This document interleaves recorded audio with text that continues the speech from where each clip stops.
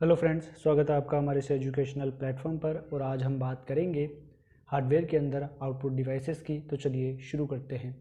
Basically output devices वे devices होते हैं जो प्रोसेसिंग के बाद प्राप्त परिणाम को यूज़र को दिखाने का कार्य करते हैं। वे क्या कहलाते हैं? Output devices.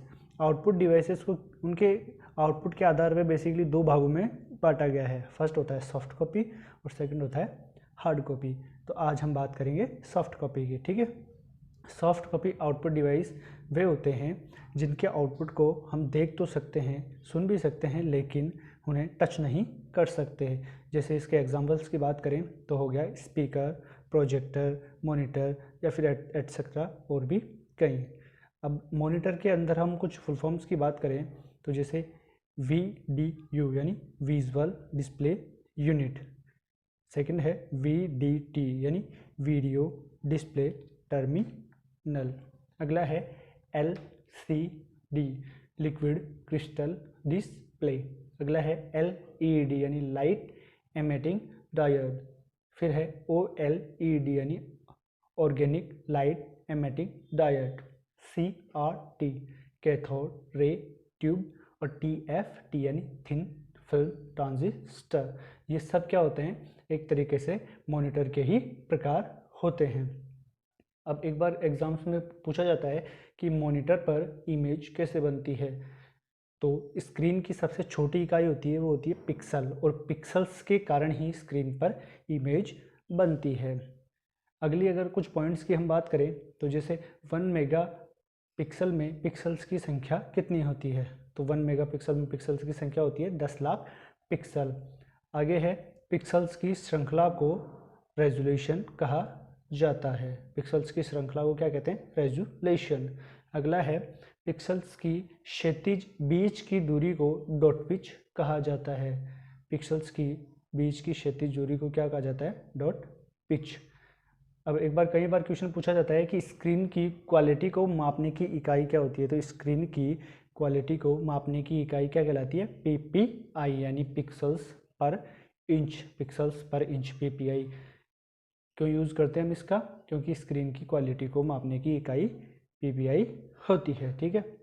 अगला है स्क्रीन की डायगोनल यानी विकर्ण को में मापा जाता है। स्क्रीन को क्या होता है? डायगोनल्स यानी विकर्णों में मापा जाता है। ठीक है। आगे है एक इमेज के बाद दूसरी इमेज की कंटिन्यू प्रोसेस को रिफ्रेश रेट कहा जाता है। कई बार एग्जाम्स में पूछा जाता है कि रिफ्रेश रेट किसे कहते हैं, तो एक इमेज के बाद दूसरी इमेज की कंटिन्यू प्रोसेस को क्या कहते हैं हम? Refresh rate. ठीक है।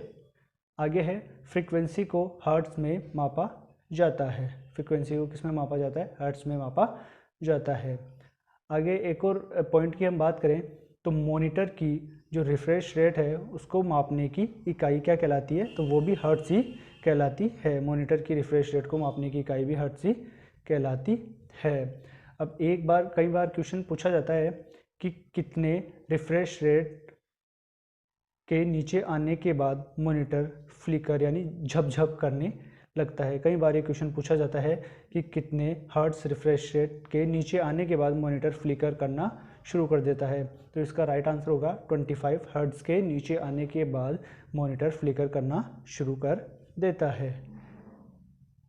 अगला एक क्वेश्चन पूछा जाता है कि स्क्रीन की लंबाई तथा चौड़ाई में बांटने वाले अनुपात को क्या कहते हैं, तो स्क्रीन की लंबाई तथा चौड़ाई में जो बांटने वाला अनुपात होता है उसे एस्पेक्ट रेशियो कहा जाता है। ठीक है। तो ये मॉनिटर के अंदर कुछ पॉइंट्स की हमने चर्चा की। सॉफ्ट कॉपी के अंदर अगर हम बात करें कि मेगापिक्सल्स में पिक्सल्स की संख्या कितनी होती है, पिक्सल्स की श्रृंखला को क्या कहा जाता है, पिक्सल्स की क्षैतिज की बीच की दूरी डॉट पिच कहा जाता है, स्क्रीन की क्वालिटी को मापने की इकाई PPI होती है, स्क्रीन को डायगोनल यानी विकर्णों में मापा जाता है, रिफ्रेश रेट एक इमेज के बाद दूसरी इमेज की कंटिन्यू प्रोसेस को रिफ्रेश रेट कहते हैं, फ्रीक्वेंसी को हर्ट्ज में मापा जाता है। तो ये सब क्या है? वेरी मोस्ट क्वेश्चंस हैं जो कि सॉफ्ट कॉपी से और मॉनिटर से बनते हैं। ठीक है। तो आगे भी हम ऐसे ही चर्चा करते रहेंगे। आज के लिए इतना ही। Thank you.